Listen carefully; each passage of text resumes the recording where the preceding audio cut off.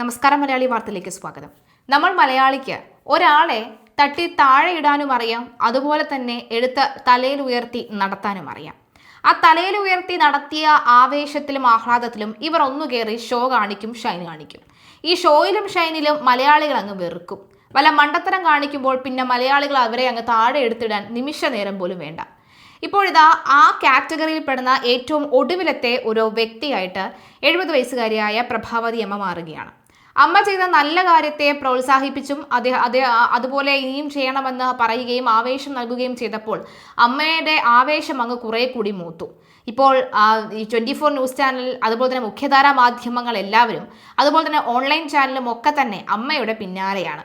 ഈ അമ്മയെ കൊണ്ട് ഓരോ വേണ്ടാത്ത പണി ചെയ്യിപ്പിച്ചും അത് ദൃശ്യങ്ങളിൽ പിടിച്ചും അത് ചാനലിലിട്ടും അമ്മയെ നെഗറ്റീവ് ആക്കാനുള്ള ഒരു ശ്രമം നടന്നുകൊണ്ടിരിക്കുകയാണ്. മാത്രമല്ല, ഇപ്പോൾ അമ്മയുടെ ഭാഷയുടെ ശൈലിയൊക്കെ അങ്ങ് മാറി. ഇപ്പോൾ ഒരു പോലീസായ മട്ട് അമ്മയുടെ ശരീരഭാഷയിലും ഒക്കെ തന്നെ കാണാൻ സാധിക്കുന്നുണ്ടെന്നും പലരും പറയുന്നുണ്ട്.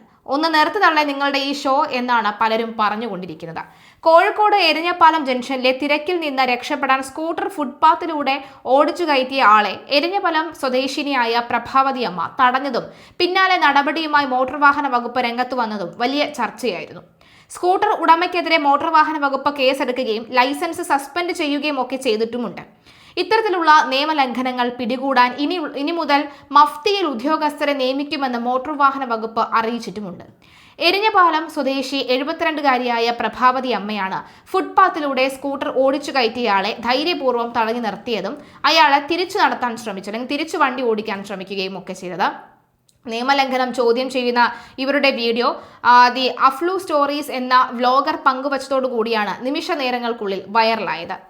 എരിഞ്ഞപ്പാലം സിഗ്നലിന് സമീപം റോഡിൽ വൻ തിരക്കുള്ള സമയത്താണ് സ്കൂട്ടർ ഫുട്പാത്തിലൂടെ ഓടിച്ചു കയറ്റാൻ യാത്രക്കാരൻ ശ്രമിച്ചത്. ഇതുകണ്ട പ്രഭാവതി അമ്മ വണ്ടിക്ക് മുന്നിൽ തടസ്സമായി നിന്നു.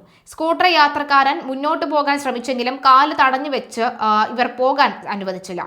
മൊബൈലിൽ ദൃശ്യങ്ങൾ പകർത്തുമെന്ന് മുന്നറിയിപ്പ് നൽകുകയും അവർ അയാളെ റോഡിലേക്ക് തന്നെ തിരിച്ചിറക്കുകയും ചെയ്തിരുന്നു.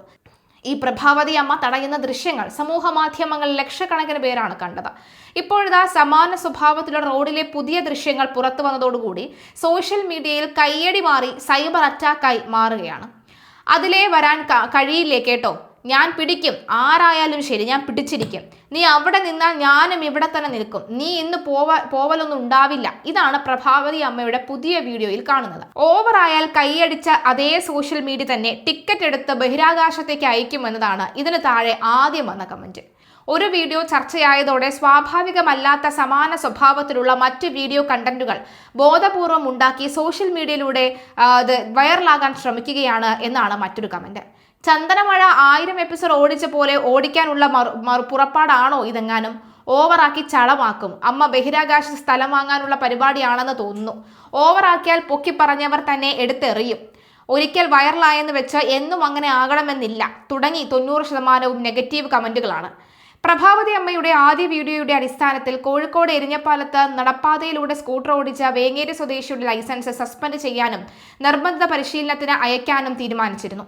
കോടതി നിർദ്ദേശിക്കുന്ന തുക പിഴ ഈടാക്കാനും മോട്ടോർ വാഹന വകുപ്പ് തീരുമാനിച്ചു.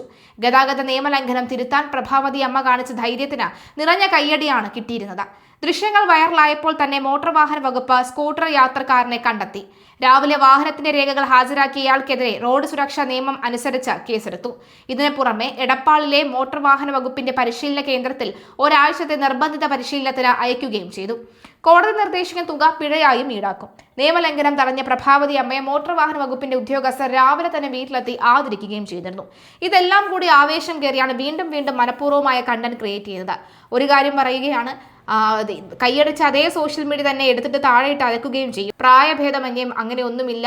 ചെറിയ ആൾ മുതൽ വലിയവരായിക്കോട്ടെ, അവരെ അധികം സമൂഹ മാധ്യമങ്ങളിൽ സൈബർ അറ്റാക്കോടുകൂടി നിർത്തിപ്പൊരിക്കുന്ന കാഴ്ച നമ്മൾ പലപ്പോഴും കണ്ടിട്ടുണ്ട്. അപ്പോൾ ആർക്കു മുന്നിലും ഇട്ടുകൊടുക്കാതെ അമ്മയുടേതായ നില കാത്തു സൂക്ഷിക്കുന്നതായിരിക്കും എപ്പോഴും നല്ലത്.